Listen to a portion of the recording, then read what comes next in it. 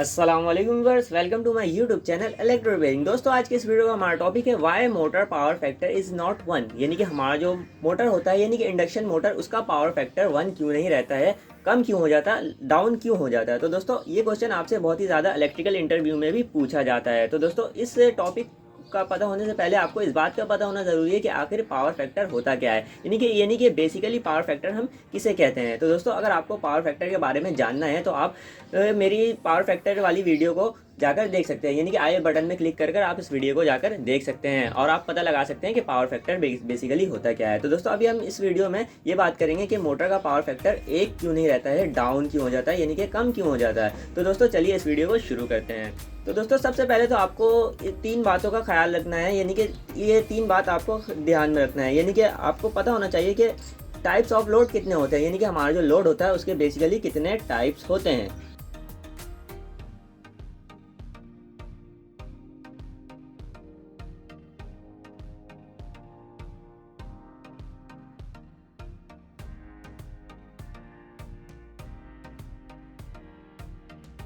तो दोस्तों आपको याद रखना है कि लोड के बेसिकली कितने टाइप्स होते हैं। तो दोस्तों यहाँ पर लोड के मेरे पास तीन टाइप्स मौजूद है, यानी कि पहला वाला मेरा रेजिस्टिव लोड, दूसरा वाला इंडक्टिव लोड और तीसरा वाला मेरे पास यहाँ पर कैपेसिटिव लोड। तो दोस्तों अब बेसिकली मोटर में होता क्या है जो हमारा पावर फैक्टर कम हो जाता है, यानी कि डाउन हो जाता है। तो दोस्तों अगर मान लीजिए ये मेरे पास एक इंडक्शन मोटर मौजूद है, ये इसमें मैंने एक सप्लाई दिया, यानी कि एक फेस और एक न्यूट्रल।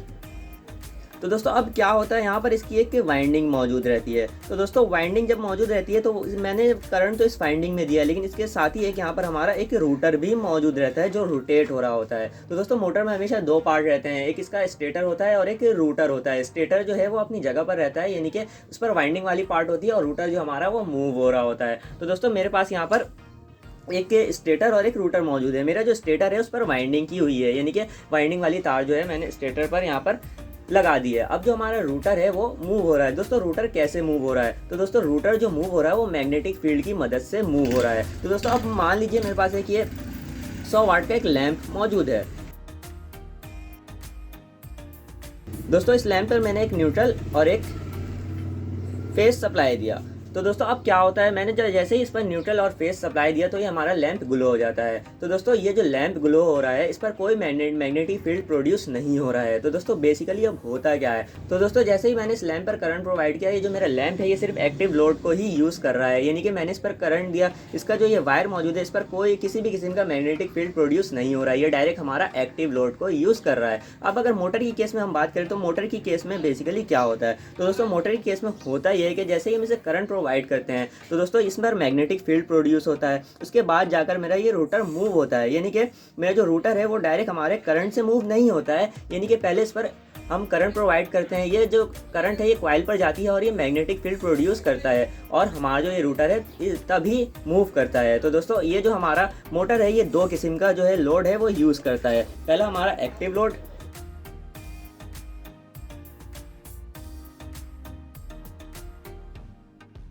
तो दोस्तों पहला हमारा एक्टिव लोड और दूसरा हमारा रिएक्टिव लोड। तो दोस्तों आप लोग के दिमाग में ये सवाल आ रहा होगा कि रिएक्टिव लोड बेसिकली क्या होता है। तो दोस्तों रिएक्टिव लोड यही होता है कि ये जो हमारा रूटर है ये मैग्नेटिक फील्ड की मदद से घूम रहा है, तो इसलिए ये रिएक्टिव लोड यूज़ कर रहा है। तो दोस्तों अगर मैं इस बल्ब के बारे में बात करूं तो ये जो बल्ब है मेरा ये डायरेक्ट ग्लो हो रहा है, यानी कि डायरेक्ट जो है इस पर करंट प्रोवाइड हो रहा है और ये डायरेक्ट ही ये ग्लो हो रहा है, किसी भी किस्म का इस पर मैग्नेटिक फील्ड जो है प्रोड्यूस नहीं हो रहा है। तो दोस्तों ये मेरा बल्ब जो है सिर्फ एक्टिव लोड को ही यूज़ कर रहा है। अब अगर हम मोटर की केस में बात करते हैं तो मोटर की केस में ये होता है कि हम इस पर करंट प्रोवाइड करते हैं, पहले हमारा मैग्नेटिक फील्ड प्रोड्यूस होता है, फिर जाकर जो है मेरा ये बीच वाला जो ये रूटर है ये मूव होता है। दोस्तों ये जो मैग्नेटिक फील्ड है ये इसका जो ताल्लुक है हमारे रूटर से, यानी कि ये जो रूटर है इसका जो हमारे करंट से डायरेक्ट कोई फिजिकली कनेक्शन नहीं है। ये जो रूटर है ये इसका जो कनेक्शन है वो मैग्नेटिक से है, यानी कि जितनी स्ट्रॉन्ग हमारी इस पर मैग्नेटिक फील्ड प्रोड्यूस होगी उतने ही स्पीड से ये उतने ही लोड से ही हमारा रूटर घूमेगा,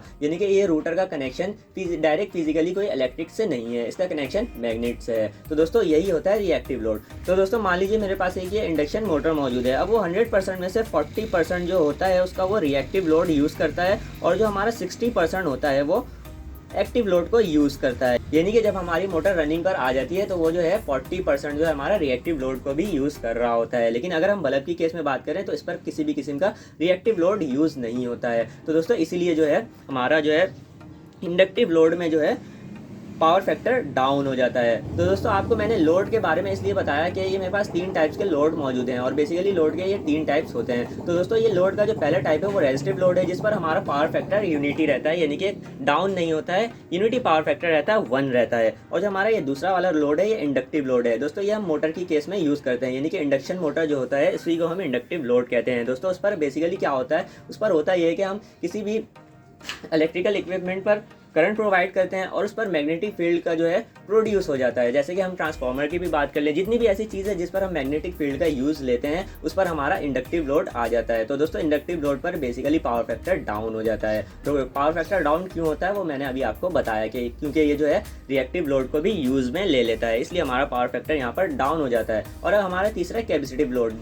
दोस्तों ये जो है लोड है वो स्पेशली पावर फैक्टर को इम्प्रूव करने के लिए हम यूज़ करते हैं। तो दोस्तों अभी फ़िलहाल हम इस बारे में बात करेंगे कि इंडक्टिव लोड पर जो हमारा पावर फैक्टर डाउन क्यों होता है। तो दोस्तों डाउन क्यों होता है, क्योंकि इस पर जो है मैग्नेटिक फील्ड जो है वो प्रोड्यूस होता है और मैग्नेटिक फील्ड प्रोड्यूस होने की वजह से जो है हमारा जो रिएक्टिव लोड भी है यूज़ में आ जाता है, यानी कि एक्टिव लोड को तो हम यूज़ में लेते ही लेते हैं, साथ ही हमारा रिएक्टिव लोड यहाँ पर यूज़ में आ जाता है। तो दोस्तों इसलिए जो हमारा पावर फैक्टर है वो इंडक्शन मोटर में डाउन हो जाता है, 1 नहीं रहता है, यानी कि 1 नहीं होगा, उससे कम हो जाएगा, 0.8 हो जाएगा, 0.9 या फिर कुछ भी इसके अलावा, लेकिन 1 नहीं रहेगा, पावर फैक्टर 1 नहीं रहता है। तो दोस्तों उम्मीद करता हूँ आपको बात समझ आई होगी कि हमारा जो इंडक्शन मोटर होता है उस पर पावर फैक्टर जो है 1 क्यों नहीं रहता है, यानी कि यूनिटी पावर फैक्टर क्यों नहीं रहता है। तो दोस्तों अगर आपको वीडियो अच्छी लगी है तो इस वीडियो को लाइक कर दीजिए और मेरे चैनल इलेक्ट्रो रिपेयरिंग को सब्सक्राइब कर दीजिए। दोस्तों आज के लिए बस इतना ही, मिलते हैं एक अगले नए इंटरेस्टिंग टॉपिक के साथ, तब तक के लिए अल्लाह हाफिज़।